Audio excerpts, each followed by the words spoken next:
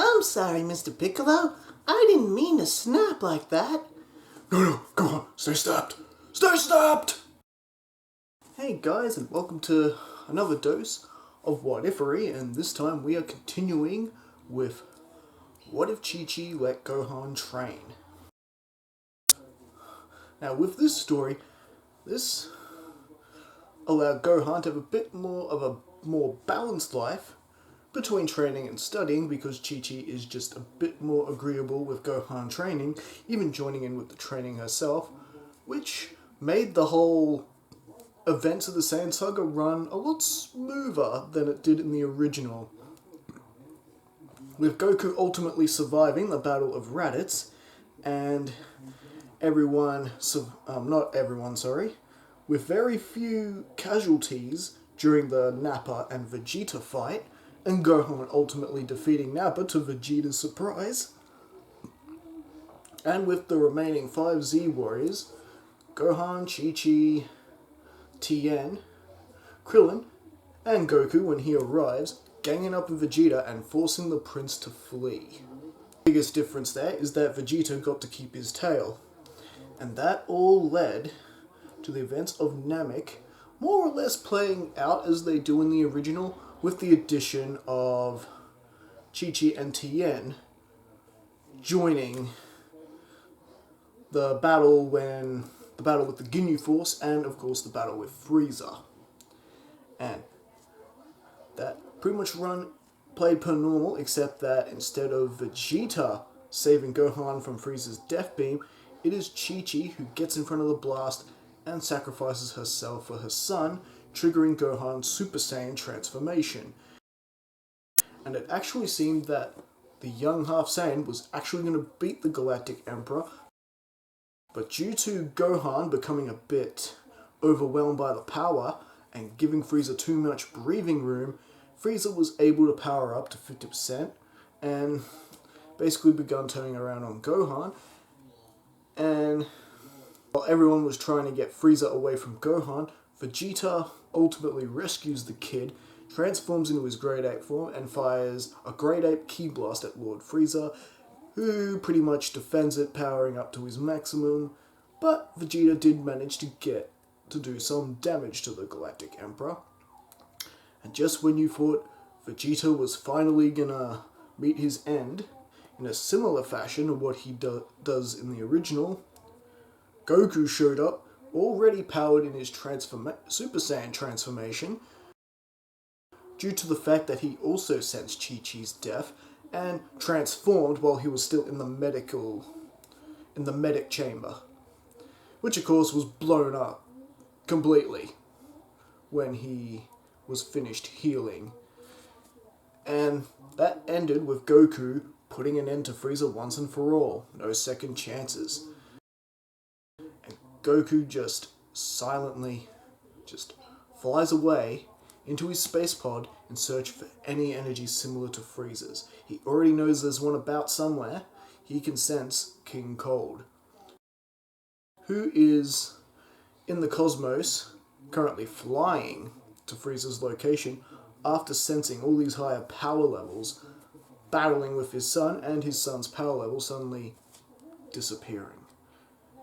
And well, Goku being in one of the Ginyu Force's space pods, they mistake this power level from being one of the Ginyu Force. Oh, one of the Ginyu Force must have survived. So they just let Goku win without questioning, and Goku just escapes the pod and goes on a complete Super Saiyan fueled rampage, and ultimately takes King Cold down by surprise. And before King Cold's ship completely blows up, Goku manages to escape the ship in time, punches in any button on the ship, and he ends up landing on Yardrat. And that whole thing plays out as per normal. Now, meanwhile, rewind a little bit back on Namek. What are the others doing? Gohan, who's just now waking up from his battle with Frieza, and Piccolo holding Chi-Chi's lifeless body, and everyone looking shocked. They're surprised at what Gohan did before in display of his power, but they're also feeling for the kid because, well, he just lost his mother. But that's okay. King Kai has a plan. Don't worry, old buddies. I've got an idea. Remember, Piccolo has been brought back, and so has Kami. We'll just use the Earth Dragon Balls to wish back everyone Freeza killed on Namek. And that plan goes off without a hitch, and Chi-Chi is brought back to life using the Earth Dragon Balls, which of course restores Guru, and the Namekian Dragon Balls are brought back along with the Namekian Eternal Dragon Porunga. And they've got one final wish to use on those Dragon Balls, and using Dende to wish everyone off the planet because, let's face it, Planet Namek is just not safe anymore for them. It's the best thing to do and they can just rebuild a new Namek somewhere else. So they choose it's best to evacuate, especially if any remnants of the Freezer Force should come looking. Now, everyone's on Earth and everyone is wondering where Goku went, but Vegeta already knows what Kakarot is doing. Because, remember, Vegeta's quite clever, and it's the same thing Vegeta would do if the circumstances were his. You don't have to worry about your father, boy. He's just flying around to get rid of King Cold. King Cold? Who's that? He's Frieza's father. That thing has a father? I'm afraid so. Don't we all have fathers? Of course he has a father. Honestly. And if I were in Kakarot's shoes, I'd be snuffing him out. Putting an end to Frieza's reign once and for all. And that's exactly what has happened. Now, does Vegeta leave Earth in search of Goku or Kakarot? No, he actually doesn't, because remember, Gohan's a Super Saiyan too. Vegeta has a Super Saiyan on this planet that he can maybe learn from. And remember, in this timeline, Vegeta actually witnessed the Super Saiyan transformation, so he already has a pretty good rough idea on what triggers it. He was there when Chi-Chi got shot. It would seem that it's anger that actually triggers the Super Saiyan transformation. Oh, I'll never live this down. I have gone about this all wrong. So Vegeta always thought, I just gotta keep battling, increase my power level, and that will give me the strength to be a Super Saiyan. No, it's not about strength. You need to have the right motivation, and Vegeta right now doesn't have it. But if that's the case of its anger, I'm angry all the time. I should be a natural born Super Saiyan that. Nah, it's anger, but it also somewhat responds to a need.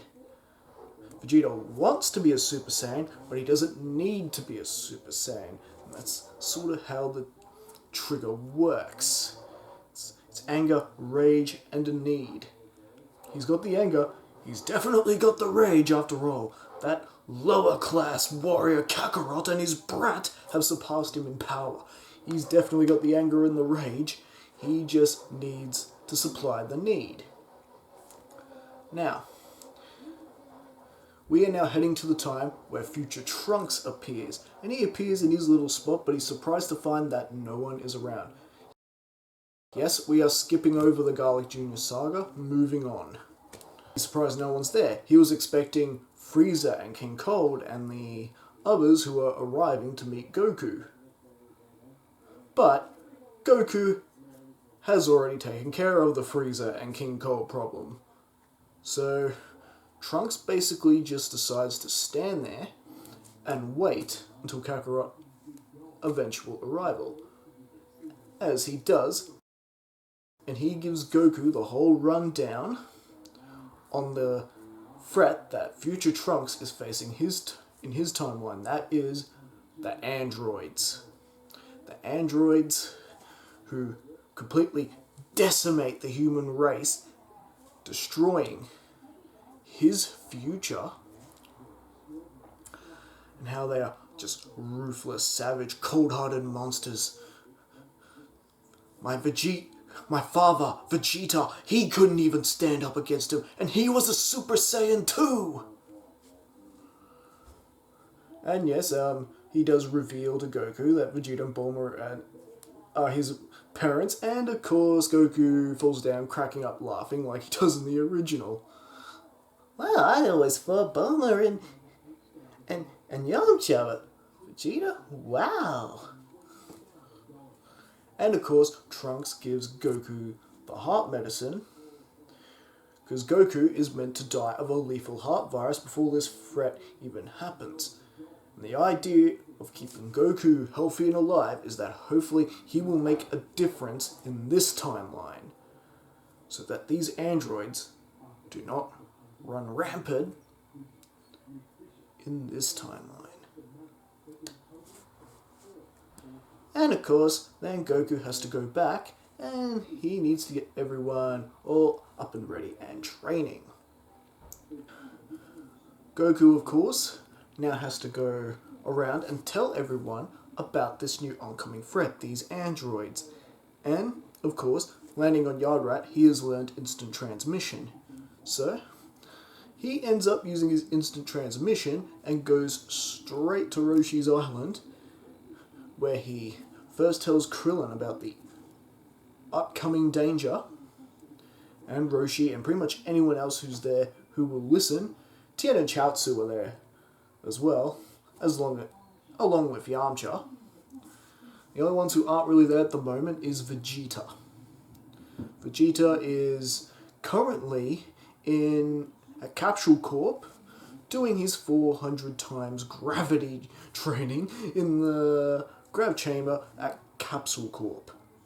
Vegeta knows that rage triggers the Super Saiyan transformation, but it can't hurt to increase his power level just the same, so when he finally does hit it, his transformation is going to be even more fruitful. Perhaps even more fruitful than that fool Kakarot.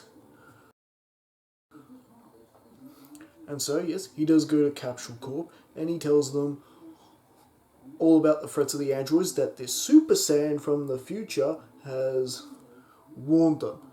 Super Saiyan from the future? That's impossible, Kakarot! You and I are the only two remaining Saiyans left, except for your son. Now, as promised, Goku cannot tell Bulma and Vegeta that this Super Saiyan is their son from the future, so he's like, oh yeah, I didn't ask about that. He's just trying to play it off as dumb. He's like, oh, you really are just a complete moron, aren't you, Kakarot? Afraid so. And then he uses his instant transmission and finally has his reunion with his wife Chi-Chi and his son Gohan, who are just happy to see him, and Goku's just pumped to show Gohan the results of his training on Yardrat, as well as tells him about the future and Chi-Chi as well. Now, as the training, preparing for the 3 years that these androids are supposed to show up, pretty much play out exactly the same, with the addition of Chi-Chi joining the training too, and also making sure Goku takes the heart virus. Because she's with Goku all the time in this timeline, she is making sure he takes it, even before the symptoms show up. 3 years pretty much come and go, with everyone meeting outside the nice mountains of the southwest side of South City. I'm pretty sure that's right. If I'm not wrong, let me know in the comments and let me know how much of an idiot I am for getting the name of that city wrong. So they're meeting outside that city. Vegeta is nowhere to be found yet. And of course they are introduced to Bulma and her new baby son, who we know, of course, is Baby Trunks. Throughout that happens, Yajirobe shows up, he hands them all the sensu beans and... So, Yajirobe, you gonna help us fight too? What? No way, I'm just here to give you these sensu beans. I'm not sticking around fighting no killer androids. I'm out of here. And of course, as he's flying off, his car is blown out of the sky by two figures up in the sky, assumably the androids. I think that is where we'll be leaving things for right now. So again, do you guys like this part? You like where I'm going with this story? And it's pretty interesting how Vegeta's sort of a bit more cool and level-headed with the whole Super Saiyan thing. Because remember, Vegeta was always impressed with Gohan's power ever since Gohan bested Nappa. And, he's starting to realize earlier what the lower-class Saiyans were really capable of. And, in a way, it's good for Vegeta because it's pushing him to new heights, and Vegeta's sort of coming into his own a lot sooner than he does in the original. He's still a ways to go yet, but he's getting there. He's getting there, though. And, yeah, again, like, comment, subscribe, share, and, yeah, definitely let me know what you think in the comments, and let's get this discussion going. Alright then, catch you later.